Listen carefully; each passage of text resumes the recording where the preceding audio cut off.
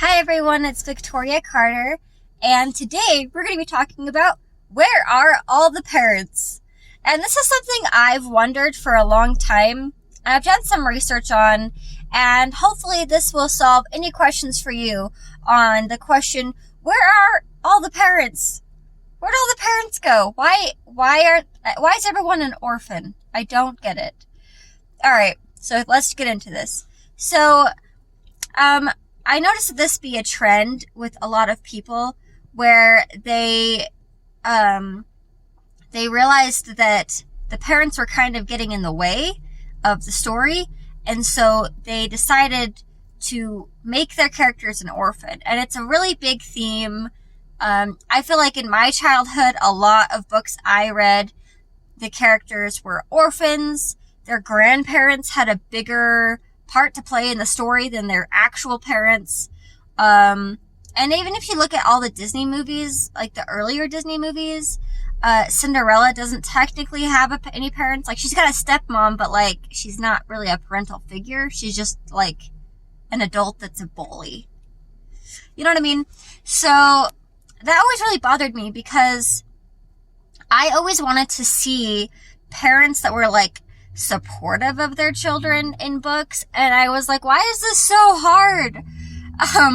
And then the other type of parent that I've seen is like the stupid parent, or like okay kids, I think it's a good idea to go into like a lava mountain. You know what I mean? And they're just kind of like dumb. It's like, what? How do you not know what's happening right now? Like, you should know what's happening right now. And those really bothered me. And I get why people don't like parents, because they get in the way. Parents want the safety of their children, probably before anything else. And it makes for a book that kind of rips the conflict away because the parents are stopping them.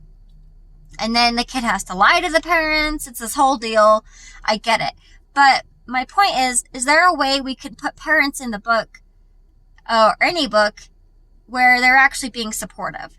And for a long time, I didn't see anything like that in any kind of media. Again, like I said, there was grandparents, there was older siblings, there was aunts sometimes. Like, even in Harry Potter, yeah, he's an orphan, and I feel like his parents being dead is actually a really big part of his character. So I can excuse J.K. Rowling for doing that because she actually did a really good job with it. But he adopts parental figures through Professor McGonagall and Dumbledore, in my opinion. And he kind of comes to them when he's got troubles, which is essentially what a parent would be. Do you see what I'm trying to say here? So, on my quest to discover if it is possible to have a parent who is supportive and also not an idiot, in your book, I did discover one example, and I would like to share that example with you now. And that example is actually one of my favorite animated TV series, which you can laugh at me all you want because I like it a lot. And it is Sofia the First. I know. I'm a child at heart. I like Disney movies. Sofia the First.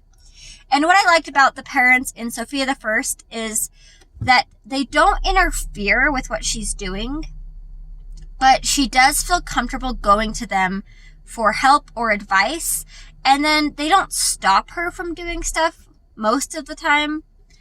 And when they give her advice, they don't tell her what she should do. They don't punish her. They're not the bad guy. They kind of are like, hey, look at it from this perspective. What does that make you feel like? And then she's like, I could see that perspective. And the parent's like, well, what do you feel like you should do now? And then Sophia's like, I should do this thing. And the parent's like, okay. And I really liked that. I think that is how parents should be in all novels. Well, not all novels, because it wouldn't work for every novel, but more novels. I think there should be more novels and more movies where parents are actually supportive. Because I feel like that there is an important part to play in writing books where the parent is present or supportive of the child. And the fact that there isn't a lot of those out there is very, it's very interesting. There's a lot of broken families in books. There's a lot of, like, only one parent, like in Wheel of Time. Rand, who's the main character, only has a dad. And the dad's very supportive of him. And I really liked that. But also, he only has one parent. And that was also another theme. Maybe it's a trope. But I think that this is a trope that we should subvert on its head and say we should have more, like, even if it's, I don't even care. Like, we should have two parents at least, and they should be supportive. You know, that's all I'm asking for. So part of this ties into age group genres, though. So, for example, if Sophia the First was a book series instead of a TV series, that would fall into probably Kidlit, which is targeted towards elementary school students. And at elementary school student level, you have Magic Tree House, you have Magic School Bus type stuff. I know that's a TV series again and not a book. But the whole point I'm trying to say is at that level, adults are not the bad guy. Adults are people you can trust, people that are supportive, people you can turn to, etc. And then when you get into more of YA territory, adults start being the bad guy. You know, teenagers start rebelling against their parents. They get tattoos, or they, they sneak out late, they drink or whatever. And then parents are in the way. So they're not supportive. They're in the way. And I think that there is a place for all of this, because it lets us explore different relationships we might have with different kinds of parents. But I think my whole qualm with this is seeing that there are a lot of examples in fan fiction or in normal fiction where there's only one parent, or there's a broken family, or there's no parents at all.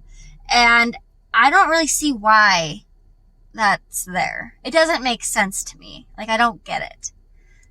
Like, there are a few examples that I'm like, okay, I get this, because it's part of the actual plot of the story. Harry Potter, like I mentioned. Or Tangled. She gets literally kidnapped, and then she gets back with her parents, and it's all good. Cinderella is that's literally part of the plot. But like, some stories, I'm like, I don't get why your parent isn't in the picture. And I think that's the important difference. If you're writing parents in your book, I think if your character is replacing someone else as a parental figure, you could probably leave the parents in there. And if there's an actual need for the parents to be gone that's a plot purpose, like, for example, Tangled, or Cinderella, or Harry Potter, or even Star Wars, Luke's parents are dead.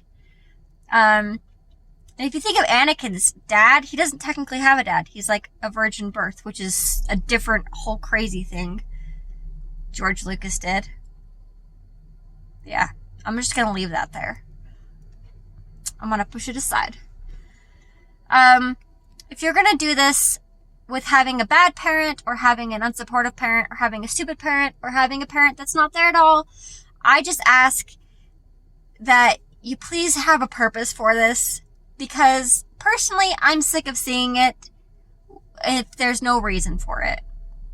If there's a reason for it and it's part of the plot, then fine. But if the character has to leave home, and the reason they're leaving home is because their parents are being assholes, I don't think that's good enough. I think there needs to be another reason.